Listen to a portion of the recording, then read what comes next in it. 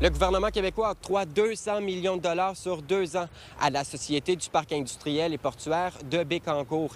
Québec mise sur la croissance du parc malgré les ralentissements de la filière batterie dans les 18 derniers mois. Les entreprises qui choisissent d'investir au Québec, elles ont besoin d'infrastructures modernes parce qu'elles ont besoin d'espace pour grandir.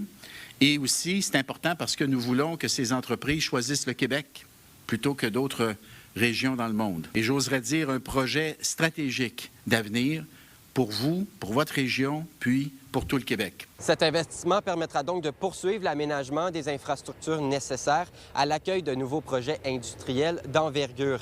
À titre d'exemple, Québec poursuit son appui au projet Horizon Bécancour, qui vise à moderniser, réaménager et agrandir les infrastructures portuaires. Que ce qu'on est en train de faire dans le parc industriel de Bécancour, pour les 50 prochaines années, la région de Nicolet-Bécancour, mais aussi toute la Mauricie, on va avoir un équipement qui va nous donner du souffle pour notre développement économique.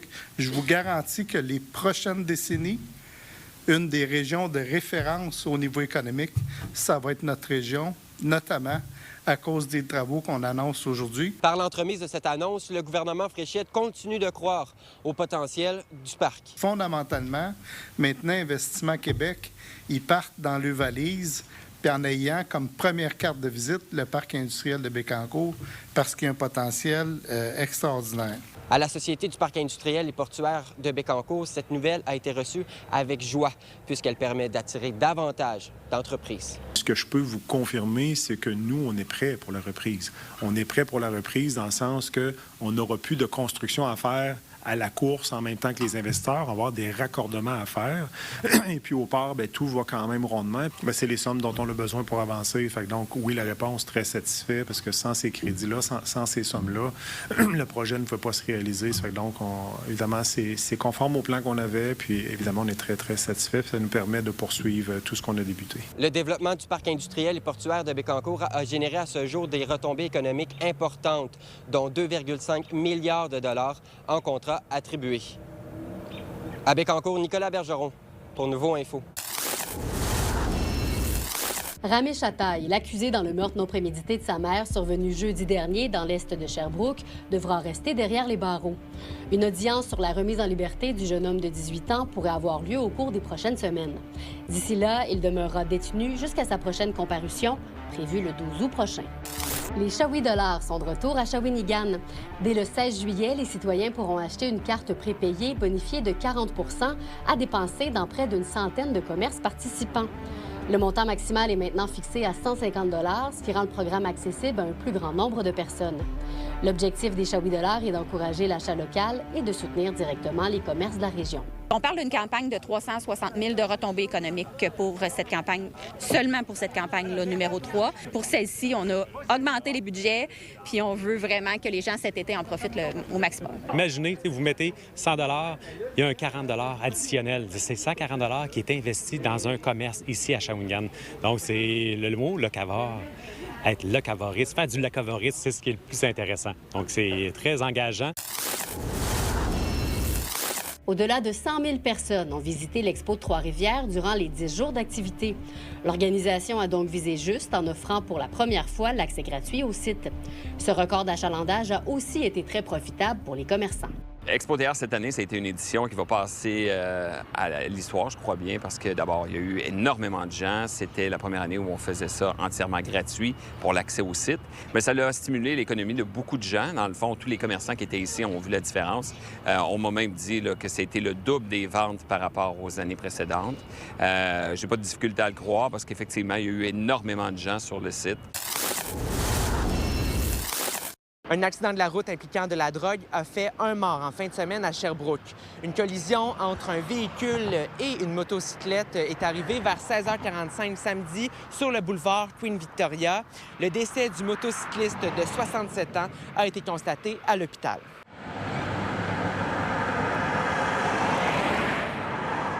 Le motocycliste qui a perdu la vie est connu à Sherbrooke. Il s'agit de l'artiste Serge Malenfant.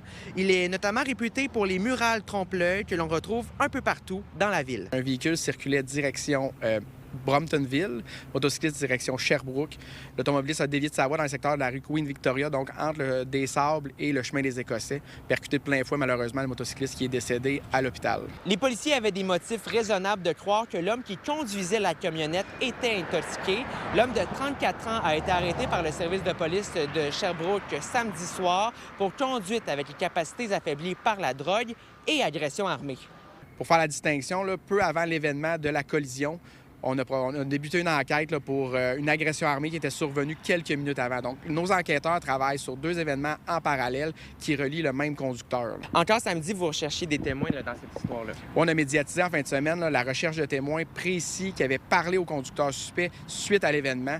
Suite à ça, on a eu plusieurs appels au service de police. On remercie la population de leur participation. On a 2 personnes là, qui vont être rencontrées au courant de la journée qui pourraient correspondre à ceux qu'on recherche. C'est pour avancer l'enquête, aller chercher certains éléments précis qu'on ne va pas divulguer pour le moment. Seulement en fin de semaine, il y a eu 2 accidents mortels impliquant des motocyclistes sur le territoire. Un sur le boulevard Queen-Victoria, mais également un autre à Orford.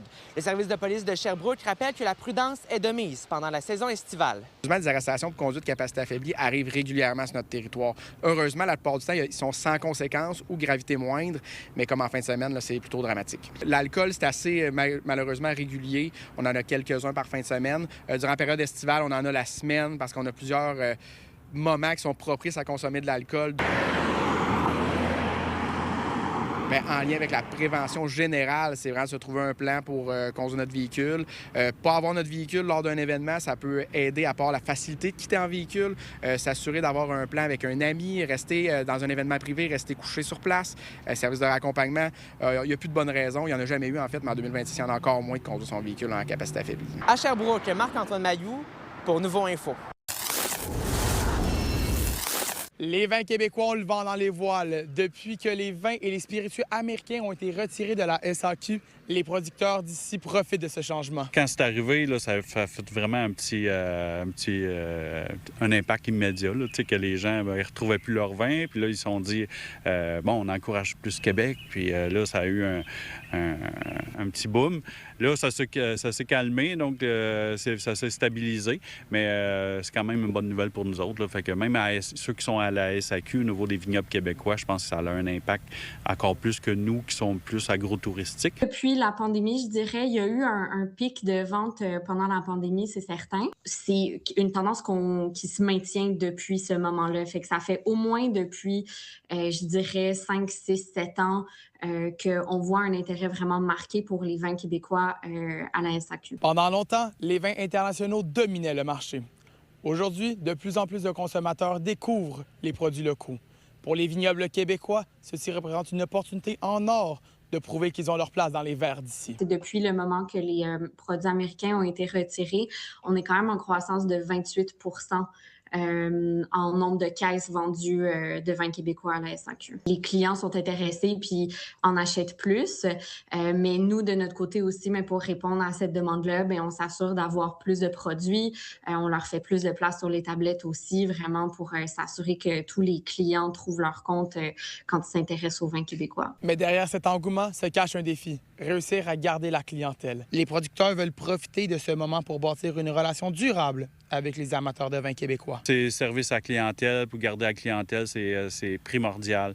Qualité des produits. Donc, on travaille fort pour avoir des vins de qualité, des spiritueux de qualité, propreté du site et des thématiques d'événements originales. C'est tout ça notre formule qui attire les gens. Je pense que les gens aiment venir discuter avec la famille, les propriétaires, mes enfants. Ils aiment ressentir ce petit côté-là familial. De façon générale, on a suffisamment de stock pour répondre à la demande. Je pense qu'il y a beaucoup de clients qui sont encore en mode découverte. Cette nouvelle popularité offre un élan important pour les producteurs québécois. Ils souhaitent maintenant que les consommateurs continuent d'acheter local. À Saint-Sévère, William Gem pour Nouveau Info. Vous êtes nos yeux et nos oreilles sur le terrain. N'hésitez pas à nous écrire si quelque chose vous fait réagir ou si vous voulez nous raconter votre histoire à mauricie@nouveau.info.